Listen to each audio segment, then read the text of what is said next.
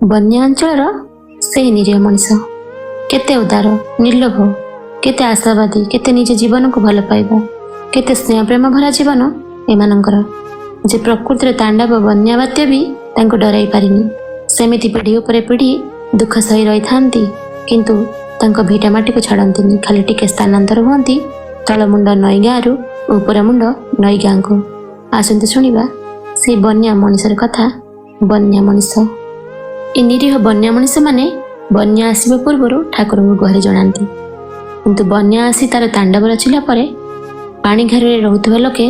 आ प्रार्थना करती नहीं खाली बड़ बड़ आखिरे पानी को देखु थांती कौन विव्रत न होई खचर बलद किंबा महिषर पिठिरे घर करुणा सामग्री लदी अन्य कौन स्थान को जीवा कही चलने लगती बन्या जेते भयंकर हेउना सेमानकु पानीर डर लागेनी आउ टिके आकाश को देखी नुआ बसा पाई खोजी बोलती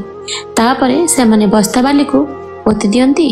आउ टाणी नियंती पानी को अटकेबा पाई रज्जु एवं चटवस्त्र को फसाई बांधी दियंती सांगरे नड़ा उदा सुखिला जहा थाए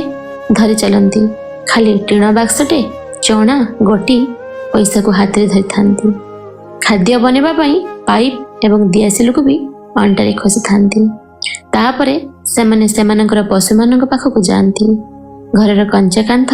जदि पड़ी छेली गाई मरी जाई थांती ताको पानी रे भसाई आगे चलती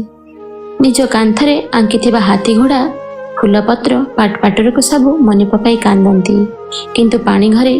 रहिथिबा लोक माने अभियोग करती नहीं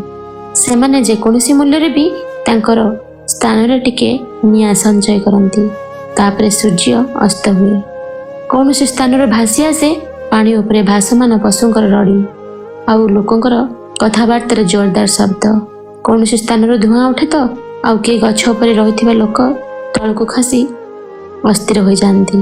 एक भंगा लंठन को एक उच्च बाउंश उपर टांगी देई सेमानकर अस्तित्वर खबर अछि बोली आग गाँ को इंगित करती तापरे क्षण आलोकरे पानी भरा आखिरे आखि उपरे आखि रखी सेमाने सारा राति जागी रहती कूल खाईगला ए पानी से पानी विरुद्ध रे कथा हुअंती आउ एथर कौन भांगीगला पुणी पानी चलीगले कौन करिबे नुआ झाटी करी पुणी एसन नुआ चाष कौन हेबो केते छेली मेंढा गोरु गाई भासीगला केते चाष नष्ट हैला आउ ता हिसाब न करी आगामी सूर्य को अनै रहंती पानी कमिला रे डाक मारी नुआ बास को पुणी सजाड़ी थांती ए बन्या मनीष माने एमिति होई थांती ए बन्या